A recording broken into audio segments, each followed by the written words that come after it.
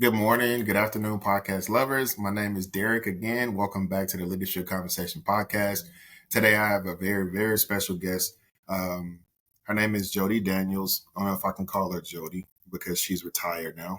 You want to tell them a little bit about yourself, introduce yourself to people? Sure.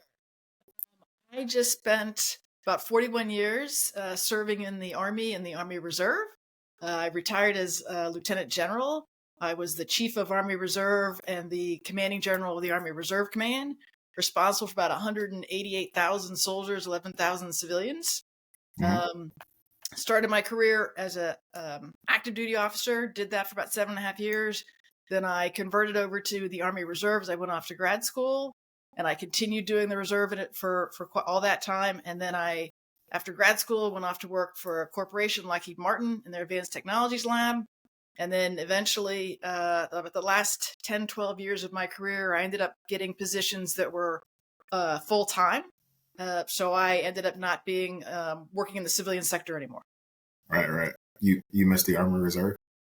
I do. I miss you always miss the people. Everyone says you miss the people, but I miss the work pace and anything else. Not as much. I'm transitioning pretty easily into retirement and having a good time doing it. That's good. So you don't want to unretire is what you're saying. I did that. I already failed at retirement once. I had planned to retire at age 50, and I did. I took a buyout from Lockheed Martin, and they were trying to reduce the number of their executives. So I was just doing reserve duty. I was kayaking. I was out running. I was traveling. I was, working on fixing up my house. You were living your best life. Oh, it was awesome. And then Yeah. I ended up getting this full-time position over with AFRICOM as the deputy J2. So I'm like, this alarm clock thing. I'd gotten away from it. I'm like, I'm back to alarm clocks again. Ah! Right. All right, cool. Well, I'll tell you what I'll do is I'll just jump right into the questions. I have a lot of good ones, and I think the listeners will like them as well.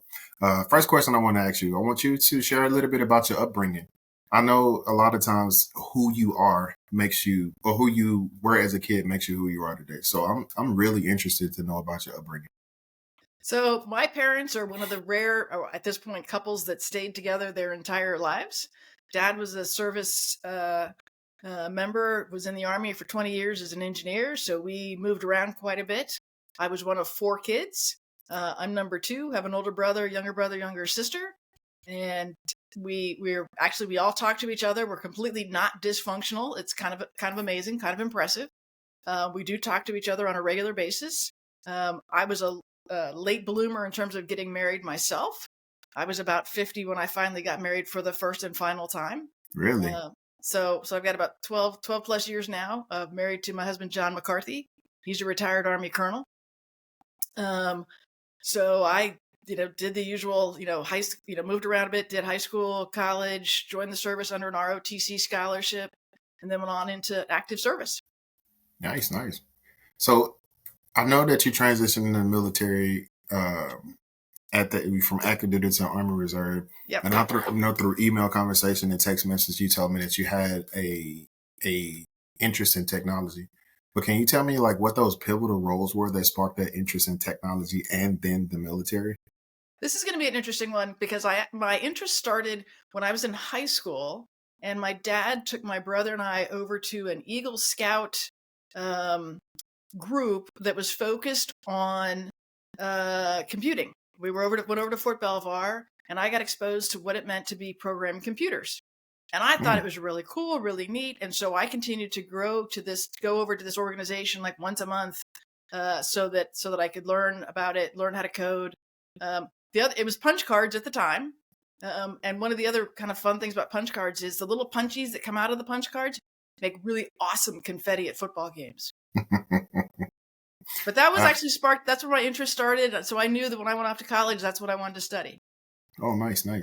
So for anybody that doesn't know this, you were the first woman that was chief of the Army Reserve. What was that experience like, and how did it shape you as a leader?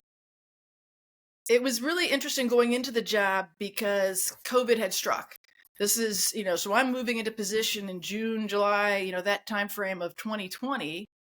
And no one's meeting in person. How do we do training? How do we do anything? Yeah, The world COVID was tough. it was a bit chaotic trying to figure out how to get through things. And it was really, so for my actual assumption of command ceremony, I was allowed to invite 9 people, which is kind of different. But so it's challenging going in, figuring out how to get everybody going. And then as we come out of COVID, how do we get people back in person? How do we navigate that first part where we're mostly doing things remotely? We're doing things online. One of the really cool things was Sergeant Major Lombardo and I could visit 4 units in 2 hours online. Right. We could I drop bet in that on was someone's convenient. battle assembly, chat with them, and talk for like 10, 15 minutes, answer questions for another 10, 15, and then we're out. Oh, nice. We could do a lot of really quick visits, but they weren't ideal. Right. The other aspect of sort of moving into this job was I went and read a whole lot of leadership books. Really? I've been a leader for that point, 37 years, and I went out and probably read a half dozen different books. Really? Out of those books, which one was your favorite? Well, I continued reading. There were quite a few. So the one that I would highly recommend to people, and that I made my staff read, was called Brief: How to Make a Bigger Impact by Saying Less. Oh, nice. It's and in order to be, it's hard, and it goes back to the Mark Twainism. I would have written less if I'd had more time. Oh, nice. It's hard to be concise. It's true, especially in a leadership position, because for me, I can speak that I feel like you have so much to share, right? Right. And then when you jump into a leadership position, you want to give more to people. But like you, I'm an avid leadership book reader, and some of the leadership books that I read, one of them was called "What Got You Here Won't Get You There." Okay. So it's a very interesting book, and they were saying that once you jump, the whole book is about how you need to continue to evolve and to continue to grow at life. Great guy who wrote the book, but there was one section in there where they were talking about how, as a leader, sometimes you just have to shut up. Yes. And you can learn a lot more by listening than you can talking. Yes. So I do agree with that. I'm sorry. I mean, yeah. The other piece of that is when you're giving a talk, a speech, and whatever presentation, giving people time to think as you're speaking. Oh, so yeah. The art of the pause, really important, and it can have a really big impact as people sort of go, oh yeah, and that sort of locks into their brain, and then you move on. Yeah. So how do you feel about servant leadership? Vital. Yeah. So, I get a lot of times I get sort of the question of, what's the most important aspect of leadership? And, I would say there's a couple pieces. One is being able to be a good teammate. If you can, understand what your team is doing and how, then you can appreciate how you're tasking them. Oh, nice. Okay. So being a teammate, being able to collaborate is really kind of vital. I'll give one other quick answer, which is decision making. You freaking make a decision. Yeah. Analysis paralysis can kill you. I agree with that. I think one thing that I've learned transition into the civilian side is that, so we have these jobs where we have something called a people lead, and the people lead is the one. So the company that I work for is a massive company. I work as a consultant for enterprise asset management, similar to like what you do in the military, where you like track assets for the military, vehicles, fleet maintenance, and things like that. Except this time I'm consulting with companies who want to manage their assets better. So when I say the company is massive, the company is like huge. I mean, like 1 million employees, 800,000 employees. Wow. And one of the things that we have in order to help us navigate through the company is something called a people lead. My people lead she's a great person, but I think that what I expected from the military side, or what I've used to for people looking out for your career, is different than a lot of people on the civilian side. It's not to talk about her. She's not a bad person. She's not a bad people lead. But I think more so what I was looking for was something like a servant leadership. But I did link up with someone in the company who was a veteran. He spent 18 years in the military. He got hurt, got out, and got a job as a consultant. And when I tell you that we clicked on a certain level, we did. Now he's like, hey, man, you should do this and fix your internal resume. You should use this verbiage when you're looking for specific things. And I had to tell him that I really, really just appreciate him for looking out for me like that. And it goes back to what you were saying. Like sometimes you just miss the people in the military. And I think eventually it's something that'll help me transition better. Because I recently retired on the 1st of February. So Okay. we're looking at 2 months post Wow. retirement. You're Right. fresher than me. I am super fresh. So that's one thing that I can really appreciate. Um, I want to talk about your deployments. Being that you spent Yeah. 41 years in the military, you had a couple. So you had a couple of deployments. I know one was to Kosovo, you had a couple to Iraq. Can you tell me what was the biggest leadership lesson you learned during those deployments? The biggest, the most impactful lesson that I got was when I was over in Kosovo. Mm-hmm. My boss at the time was then Lieutenant General Petraeus. Oh, nice. And I ended up becoming his J2 for about 6 months. I did another job and then I shifted into that one. And that man, you knew what his emotions were, Mm-hmm. but he never yelled. He Really? never screamed at you. But darn if you didn't know you had disappointed him, you'd irritated him, you ticked him off, you got him excited. You knew, but he never yelled. What was it? The eyes or? It was just his full mannerisms, his body language. If he's leaning forward on the desk, the death stare from the eyes. Yeah, of course. You knew, and the solemn face. Or Mm-hmm. but you knew from his expression and his body language exactly where you stood. It was Right. not a mystery. And to me, that was really impressive that he could, and it wasn't a passive aggressive to make you feel bad, because it was pretty blatant, his mannerisms, but you knew that if you'd messed up. Yeah. And to be able to convey that so cleanly without ever yelling was like, oh, maybe I should learn from this and figure out how I can do it. Yeah. Didn't always So, succeed, but I definitely, took note. yeah. So have you, so is there a particular situation where you applied that kind of like leadership style where you didn't scream, but you let your feelings be known, whether or not Oh it's yes. verbal?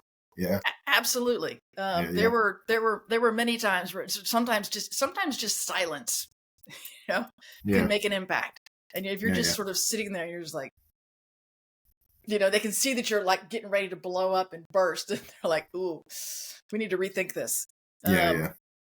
And I tried to be very careful, particularly in my last position. I'm the 3-star for the Army Reserve, and sort of so junior folks are like, oh my gosh, it's a 3-star. Doesn't matter who it is, or 4, anyone that's a general at that point. There's so much rank differential, and Mm-hmm. and so I tried to be very, as much as I could, sort of ask questions to lead people down the, well, that was a really stupid answer I gave, or one that I didn't really think through, without making them feel bad and not publicly disgrace them, but lead them to a good, oh, maybe I should go relook this, or maybe I need to do something a little differently, or, to help them sort of rethink what they were doing and apply some critical thinking without making them feel, teeny tiny tall. Of course. And I think it helps them learn a little bit too. I often do that with my children. I have share this on almost every podcast episode, but I have a son who's in the Army now. Yeah.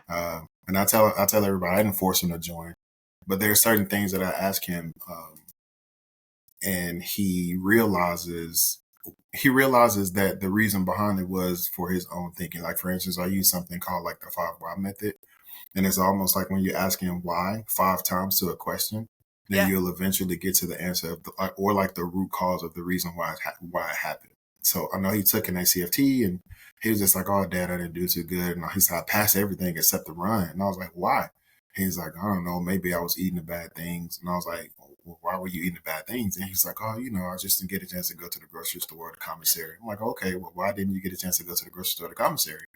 And then he'll say, "Well, I didn't have a rod." And I'm like, "Why?" And then I get to the root cause, and he'll realize eventually, like, okay, well, maybe I should have took this step, this step, this step, and then it would have helped me improve, my decision making process in the end. So that's the really good thing to like that. So you lead them to the question, you lead them to the root cause of essentially by asking them questions. I like your technique of how you went about doing that.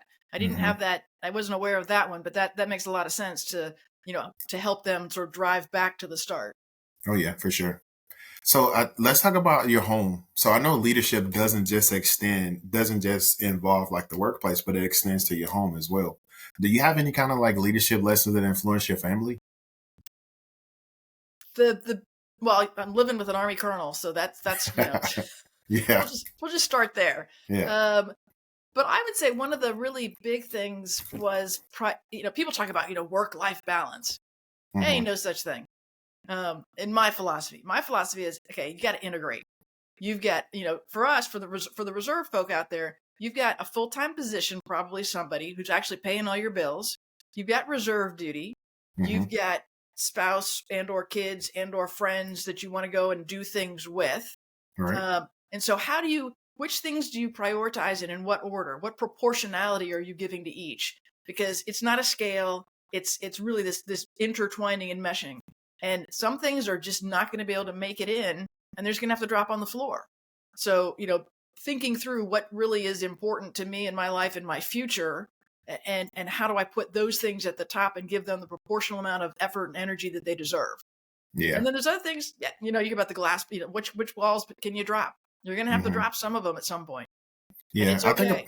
yeah, and I agree with you. I think a lot of people don't realize that some things you will not necessarily fail at, but you have to let go. One, for your sanity, or other, you have to just prioritize. So I think later in my career, what I essentially learned is, so I read a book. Uh, it's by the retired Navy SEALs. I can never Leif Babel and Jocko Willett. Okay. Um, uh, Is dang that like it, a you're team gonna of teams? no. It's called Extreme Ownership. Oh, okay. Yeah, it's a pretty awesome book. So one of the rules that he has in the book, so he has a couple of rules for business. What he does is he takes military jargon, and then he approaches like Fortune 500 companies who want consulting, leadership consulting work, and he has a bunch of rules for them to follow. So one of the rules is prioritize and execute, right? And it's not just Ruthlessly. yes, Ruthlessly yeah, you prioritize. have to. Yeah, you have to. You have to sit down and find out what's a priority, and then you have to execute according to that list.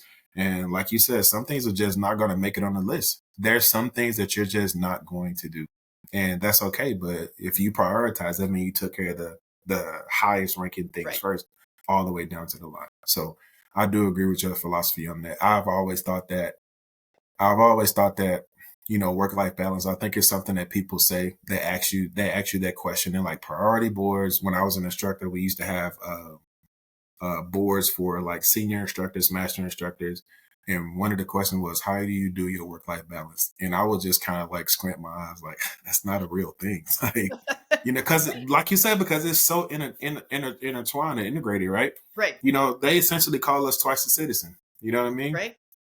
Right. So it's integrated into both. So.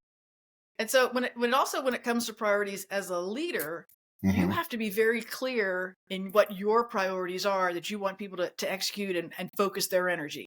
Oh yeah. And too often there's a leader that'll come out and say, and this is important. Well, if it's important, why isn't it a priority? Well, Yeah. and this is important. Well, where does it fit into the priorities? Yeah. And that comes with those Friday afternoon taskers. This is really important. Well, how important? Does it need to be done like before I go home today? Can it wait till Monday? Is it good for Hmm. 3 weeks from now? How important is it? Yeah. You And I know what think they as say? leaders, we don't do a good enough job helping integrate things that should be a priority. Oh yeah. And you know what they say? If everything is important, then nothing is important. Precisely. Yeah, for sure. Precisely. I mean, Yeah. I made it a point of sending out my email messages and trying to say, don't answer this until I don't need a response to this for 2 weeks, or I need it in 2 days, whatever. And I also, during my last 4 years, I was very conscientious of sending messages, holding messages over the weekend. So they Hmm. wouldn't go out until, Monday midday or Tuesday or partway through. I mean, they were clear from my email queue, but they didn't show up in anybody else's over the weekend. Right. So people wouldn't start working on tasks. Okay. Yeah, that makes sense. Like you say, just there's a priority to everything, and I think a lot of people won't agree with that. But being that I'm not gonna say we, like I've been in the military as long as you have, but being that we have extended time in the military, I think we kind of understand that the process of like prioritizing. Well, and people Yeah. see, you're the boss and you're sending out a message. People are immediately go, "Oh, it came in from the boss. I got to get to Yeah. it. Like I got to go do it now." And so I was trying to avoid that by pushing. I got it off my queue, but they won't see it until when it's ready. Time for them to address it next week. Or again, I didn't send everything out at the exact same time. I would sprinkle when it got out, so they weren't getting pummeled by me. Monday morning at 8 o'clock. Right. Right. So I know you had a background in technology. right? Yep. I know you mentioned something about coding and things like that. Yes. Um, AI is essentially like taking over. How do you feel? How do you feel about AI, and what? How do you feel about AI as it pertains to the military in the I future? I think that there are too many people that don't know what it means to have Hmm. AI. And, when you see people, I want some AI in that system. Yeah, What the heck does that mean? yeah, exactly. Does it mean you need some data science to make it smarter? You need to build some smarter algorithms? You Hmm. want to do some machine learning to help it out? What is it that you're actually seeking as Right. opposed to some AI? Yeah, You yeah, can't put AI down as a requirement. That's just way too broad. yeah. And So, that's the part that sort of worries me. People are getting on the bandwagon. I need some AI. It's like, no, no, no, no, no. What is it again, well, why do you need AI? yeah, And have that set of series of why questions so you get to the root cause of what's really needed to go in to the system. What is it? What's the value that you're shooting after? So I right. think if we can get smarter about that would be really to our benefit. Okay. How do you feel about it being intertwined into the military in future operations? I don't have any issues. Yeah, I was developing, say, expert systems back in the 80s, yeah. for military intelligence kinds of systems. As long as we all know what we're going up against and leverage its power. I mean, the power of the computer, we shouldn't sort of dismiss it and not use it.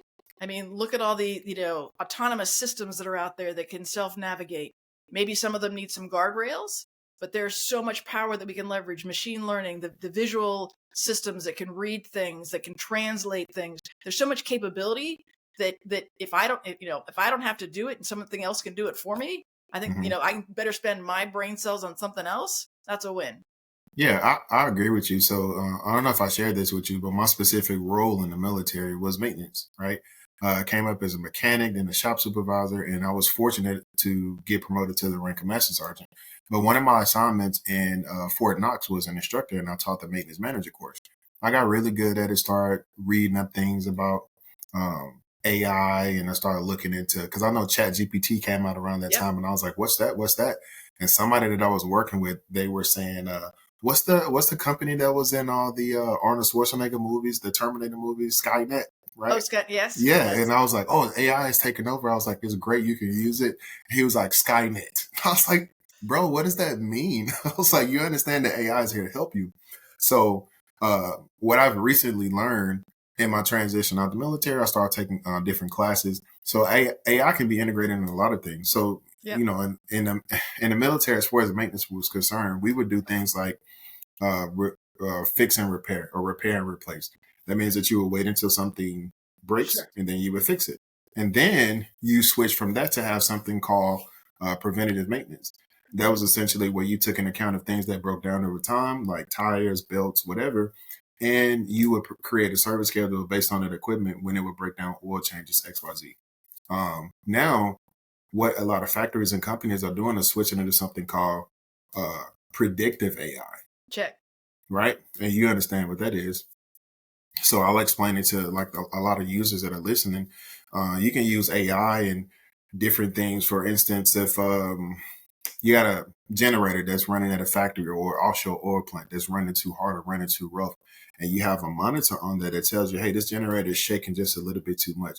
You can essentially look into the system and find out why it's shaking, do your checks, and then you can fix it a little bit better. So you kind of predict what's happening in the future. And that's essentially what predictive AI is. So with that being said, and when it comes to my job, there's a vast difference between, how maintenance is done on the military side and how maintenance is done on the civilian side. And I think that's because you have people that think AI is, like I said, Skynet, and it's not. But I do like the concept of AI being involved in a lot of things that we do. So, And on the mechanic side, if you look, there's with fuel with oils, you can look at the composition of the oil, and as it's changing over time, you can oh then yes, predict when you're going to reach which piece, what's causing, what's going to fail, and roughly about when. It may not be exactly. exact, but at least it's sending you in the right direction, Oh yeah, and over or time everything's you. going smoothly. Oh yeah, for sure. And over time, it prevents you from having breakdowns and a machine that doesn't work, therefore losing money at the company and time, and you paying personnel to come in and fix it when you could have just done it by predicting it from the jump. So I agree with you on that. So I know you mentioned that you're in retirement mode. Right. What excites you most about retirement now? Being able to travel for fun. Really? So my husband and I have already. So the day that I actually retired, I was on a beach in Jamaica. Really? So people were worried I was going to be able to transition, go from my high speed, constantly in motion to vacation, to being retired. I'm like, I put up a photo on my Facebook page. I'm like on the water. I'm like, how am I doing? Yeah. Floating. Exactly. Check me out now. We've gone on a cruise down to Antarctica. And that was fantastic. It was phenomenal. We've done another cruise. We've gone to someone else's retirement. Being able to go out on what I call a school night. Go to see a show at 7 o'clock on a Tuesday, Of and course, not of have to course. worry about getting back and get up for PT the next morning. Right, of course, of course. So out of the places that you named, which one is the most interesting? Or that you didn't name that you So, visited so since retirement? Antarctica was just phenomenal. Really? It was spectacular. The icebergs, the penguins, whale watching. Getting so close to whales. I got to watch whales from super close and did not realize how little they displace water. I'm expecting big old waves as this thing comes through, and they were just gliding along, and then you see it come up and go down, and you're like, wow. And you're sitting in a kayak and nothing, you're not getting rocked. Oh, you were in a kayak. So some a kayak, some in a Zodiac, and then we were on a boat as well. But it was, as we saw these different things, it was really awesome. I got to tell you, if I was on a kayak and I saw a whale as big as a whale Oh was, yeah, I would be terrified that I would be swallowed up. I agree with you. Until you actually see them and you see how smooth they are on the water. And it's like, that was really impressive. you know, those are some honking big animals, and they didn't really move the water at all. Yeah, I read somewhere that a whale's heart is like the size of a car, like a small car. I don't doubt it. They are big animals. Yeah, for sure. So obviously, someone saw some type of leadership trait in you for you to be promoted to a 3-star. Um, I would like to know, what type of legacy do you hope to leave as a leader, no matter if it's on the civilian side, as a wife, as like a sister or a family? Like what kind of legacy do you hope to have, or that you have left? I was really concerned without as a 3-star with being approachable. Oh, nice. And I it's like that. so because you want to be able to get that honest feedback from the lowest echelons so you can do something to help them. Hmm. And every echelon in between. So I wanted to be approachable. I wanted to be realistic, and I wanted to be fair. Because as a senior leader, you end up doing, the military justice kinds of things on a recurrent basis.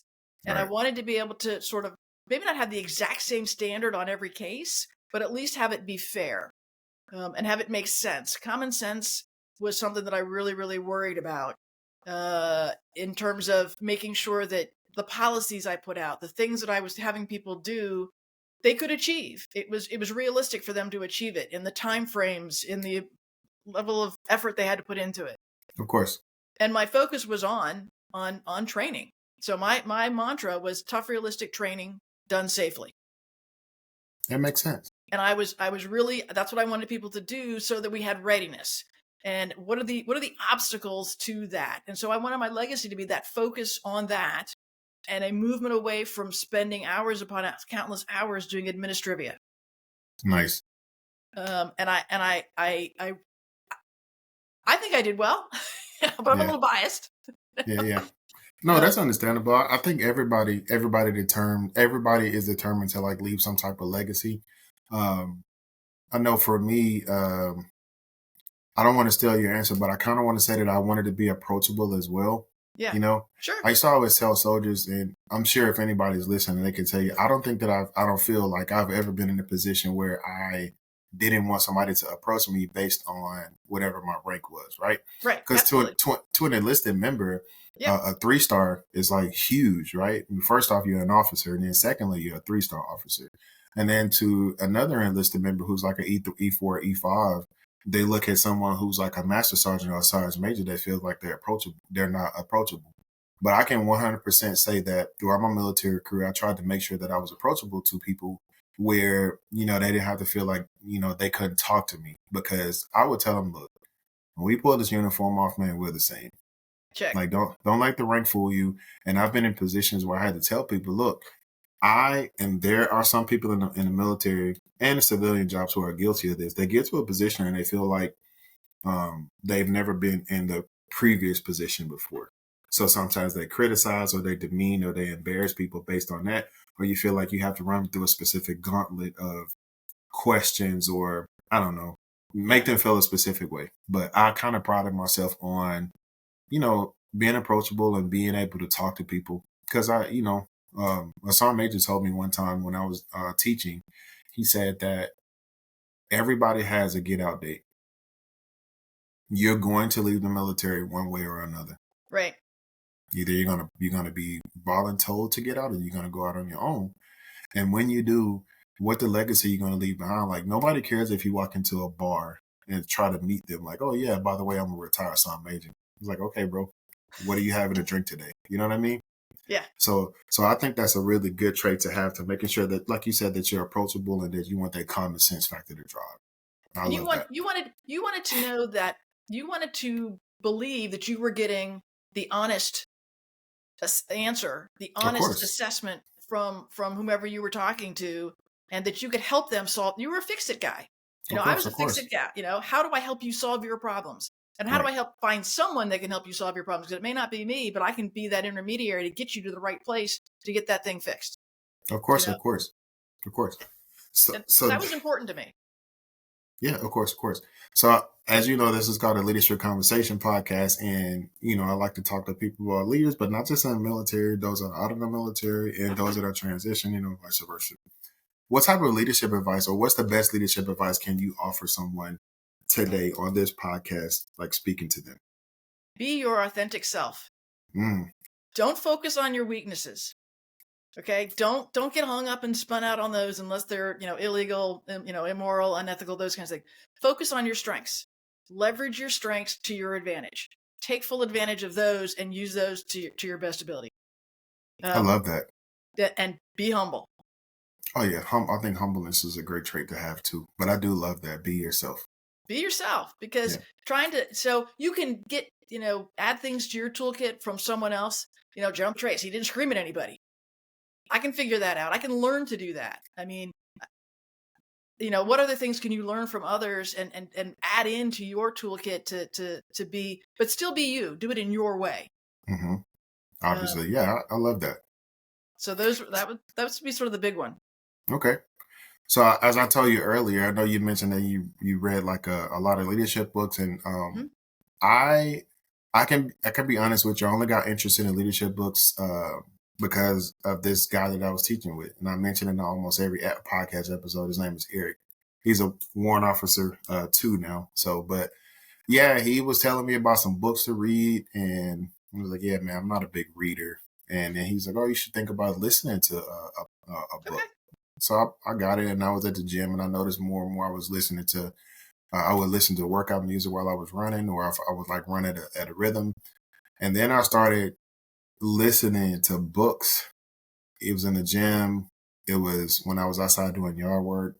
It was going on road trips with the family when the wife is in her phone or the kids are like watching their iPads.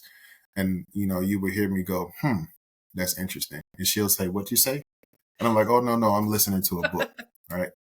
So I know you mentioned one book, and I don't know if it's the same answer, but what book was it that has guided you, and why does it stand out to you so much? This will be a really odd one. And it was Ender's Game by Orson Scott Card. It's science fiction, and it was about training. Really? And it's a wonderful, at this point, who knows, it's probably 40, 50 years old. Mm-hmm. But it has to do with the kid going up, and it has to do with kids in training, in a space environment, in another planet area. But it was one of those, there were so many different things going on. They're learning as a computer scientist, kids were learning at their own pace, but they were also learning teamwork. They were learning a lot of different things on how to be fighters and how to put different formations, how to use creativity, how to be innovative. There was a whole lot going on in there that could be applied to life. Nice. Ender's Game. Did they make that into a movie? Or am I thinking about something It else? may have it actually may have been a movie. Oh, okay. Yeah, I the never author would is have. Orson Scott Card. I never would have guessed that. Ender's Game. Yeah. Oh, okay. For me, it was the Spider and Starfish. Okay. Yeah, have you heard of that one before? I've read that one. Oh Yeah, yes. so Spider and Starfish is really good, and it gave me a chance to, even within my own home, I would teach my kids how to do things just in case I wasn't around. And I think I connected the two one day. Is I was going out of town. We had this horrible vehicle when I was like an E6, and my wife was like, "Oh, we need another vehicle." And I'm a mechanic by nature, so I was like, "Oh, we don't need it. You just hook this button to this, and then it'll start." Right. And I left out of town, and my wife and kids were driving somewhere, and the vehicle did what it did all the time. It broke down, and my son was with my wife, and I realized, like, man, if I had just taught him how to do what I did, then they wouldn't be stuck or dead in the water right now. So it kind of made me realize that, just because you're in the position to have all the knowledge is useless if you can't share it with other people in order for them to make their lives better. There's another good one, critical conversations. Mm. And that one is really about in any leadership role, you end up having to have some conversations that are not pleasant. They're not Oh yeah. fun. You don't look forward to them. Hmm. And this is one that talks about how to have those conversations in a respectful way, how to approach it, how to make sure that you get your message across, and make them less scary. Nice. Okay. I have to check that one out. What is it called? Critical Critical Conversations? conversations. Do you know who it's by? I It's upstairs. I have it, Yeah. but I can tell you at the afterwards. Yeah, I definitely. I'm gonna get some because I know some of the listeners they would go grab books based on like guest suggestions or my suggestions. So I would like that one. Critical Conversations. So what I did when I was you'd see frequently senior leaders will put out their reading list, and Hmm. it's 2 to 7 pages long, and it's just kind of overwhelming. So I agree. we took a different approach because I didn't want to do that, and so what I ended up doing was coming up with sort of a book of the month, like Hmm. a reading group. And so like the last 18 months, every month we'd put out a different book and drive a conversation on that book. And I ranged between books that were about leadership, teamwork, particular leaders. One is called Partnership in Command, or I'd pick a MacArthur book, or an Eisenhower book, or whatever. So I was mixing those different kinds of things, but they were all sort of relevant to service. Right. Right. So I like that one, and I like that concept. And I don't know if I ever got an email. I may have, but it's been a while. I don't know if Sure. I ever got an email about a book of the month. Don't doubt that you sent it out. But I'll see your second leadership book, and I'll give you another one just in case you haven't read this one. And it's called How to Lead When You're Not in Charge. Yeah, that's a good one. Yeah, and it's called. I think it's by a guy named Clay Scroggins, who used to be like a pastor of a church or something like that. But it's a really good book. It's yellow with black letters, and it's called How to Lead When You're Not in Charge. So that's a really good book. I just started reading it, and I hadn't finished it yet, but so far it's really interesting. So, all right. So this part is something not necessarily new, but something that I wanted to do. These are quick fire questions. Okay. They're fun, but they're also just about leadership. Are you ready? I won't. Okay. Yeah, I was gonna say I won't put a timer up or anything like that. Okay. So, first question I want to ask you: if your leadership style were a movie character, what would it be? I thought about this and I just couldn't come up with some particular. I don't know who that character is, but I wanted that approachable, humble, fair, but strong, able to make decisions. I don't know who that person is, but that's kind of who I want to be. Who So that nothing comes to mind though. no Not particular character. okay. Second question: what is the most non-leader thing you've ever done as a leader? That's easy. So whenever I take photos with my soldiers, there's rabbit ears. Yeah, the piece. No, I gave them all rabbit ears. Oh, I gave them all rabbit ears. okay. And that made me approachable. And it got to the point where after the first, a couple, 3 months of doing this and posting it on social media, I had people coming up, hey, I need my rabbit ears. I need to get my picture. So I suddenly then became a wanted picture. Didn't matter if it was, Jody Daniels. It was the car given, the commander, giving this kid the rabbit ears. To this day, afterwards, I'm like, hey, I never got my rabbit ears. Can I get them now? Even That's after I've pretty retired. cool. I want to say that I've seen photos with rabbit ears, and I think the first thing I thought was she has to be pretty cool. That's what I thought when I saw rabbit ears behind somebody. I said, Isn't "Here's that a three normal? star. Yeah, here's a 3 star putting rabbit ears behind somebody's head in the photo." So yeah, that's pretty cool. Okay. So my I have two photos. One was down in the Horn of Africa, down in Mm-hmm. Djibouti, and we were down there over the holidays, and there was this snowman made out of rocks. Mm-hmm. And so I went up and I gave this set of rocks. I gave the rocks, the rabbit ears.